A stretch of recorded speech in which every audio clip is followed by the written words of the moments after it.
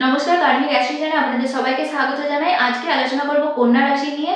সবার জানার খুব ইচ্ছে থাকে যে বছরটা আসছে সেই বছর আমার কেমন যাবে, সেই বছরে কি কি পরিবর্তন হবে, এই নিয়ে আলোচনা করব। তো আজকে আলোচনার মূল বিষয় হচ্ছে 2026-এ যে 6টি ঘটনা আপনার জীবনে ঘটবে সেটা নিয়ে আলোচনা করব। তার আগে 2026-এ হ্যাপি নিউ ইয়ার জানাচ্ছি এবং এই নতুন বছরে আপনারা খুব ভালো থাকুন, সুস্থ থাকুন এবং আপনারা যা কিছু চান সব কিছু পূরণ হোক ঈশ্বরের কাছে কামনা করছি। তো শুরু করছি 2026-এ যে 6টি ঘটনা আপনার জীবনে ঘটবে সেটা নিয়ে আলোচনা করব।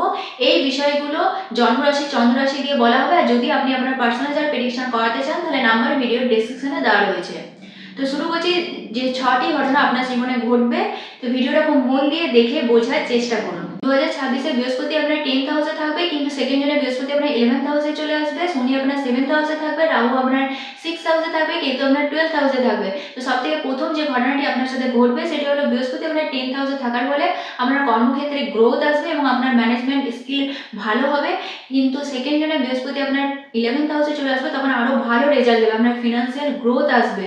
এবং বৃহস্পতি 11th হাউসে থাকলেই আপনার 3rd হাউস 5th হাউসে দৃষ্টি দেবে, ফলে যারা অনেকদিন ধরে ফ্যামিলি প্ল্যানিং করতে চাইছিলেন তাদের এই সময় ভালো দেখা যাচ্ছে। সেকেন্ড ঘটনা হলো বৃহস্পতি আপনার 5th হাউসে দৃষ্টি দেওয়ার ফলে লাভ রিলেশনের ক্ষেত্রে ভালো দেখা যাচ্ছে। যাদের ব্রেকআপ হয়ে গেছিলো, আবার কখন প্যাচ আপ হবে ভাবছিলেন, আবার কখন কথা হবে ভাবছিলেন, তাদের এই সময় ঠিক হয়ে যাবে।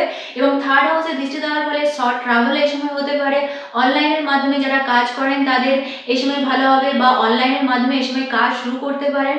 এবং 7th হাউসে দৃষ্টি দেওয়ার ফলে যারা অনেকদিন ধরে ভাবছিলেন বিয়ে কখন হবে, তাদের এই সময় বিয়ে হতে পারে, বিয়ের কথাবার্তা হতে পারে, সেটা প্রেমজ বিয়েও হতে পারে বা যোগাযোগের মাধ্যমেও বিয়ে হতে পারে। 3 নম্বর ঘটনা হলো শনি আপনার 7th হাউসে থাকলে ম্যারেজ লাইফে একটু ধ্যান দিতে হবে। আপনার লাইফ পার্টনারের মধ্যে যে স্বভাব, কম কথা বলা, একা থাকা, এই ব্যাপারগুলো চলে আসবে। এবং শনি 7th হাউসে থাকলে আপনার 1st হাউসে দৃষ্টি দেবে, ফলে আপনার মতো যে স্বভাব, এই ব্যাপারগুলো চলে আসবে। ফলে ম্যারেজ লাইফে একটু ধ্যান দিতে হবে, এই সময় প্রবলেম আসতে পারে।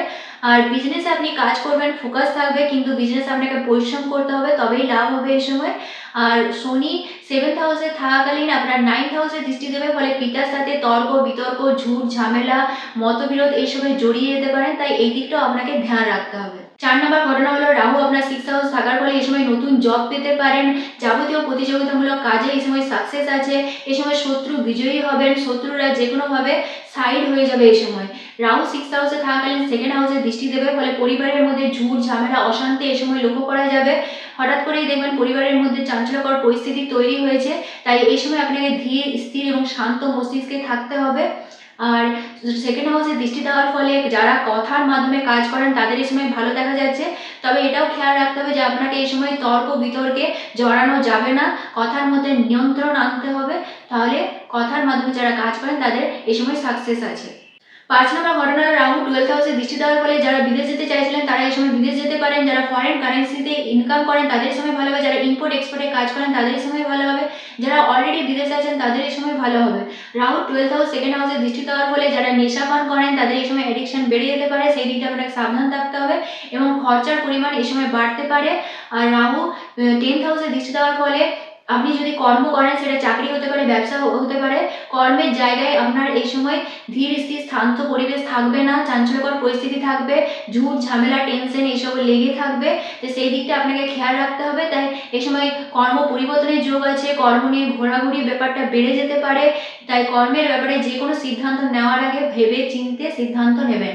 এবং 6 নম্বর ঘটনা হলো কেতু 12th হাউসের ফলে আপনার মধ্যে একাকিত্ব ভাব কাজ করবে, আপনাকে আধ্যাত্মিকতার দিকে নিয়ে যাবে কেতু, এবং আপনার মধ্যে মানসিক চাপ এই সময় বেড়ে যেতে পারে, সেই দিকটা আপনাকে ধ্যান দিতে হবে। তো আজকের মতো ভিডিও এই পর্যন্তই, দেখা হবে নেক্সট ভিডিওতে। ততক্ষণ আপনারা ভালো থাকুন, সুস্থ থাকুন।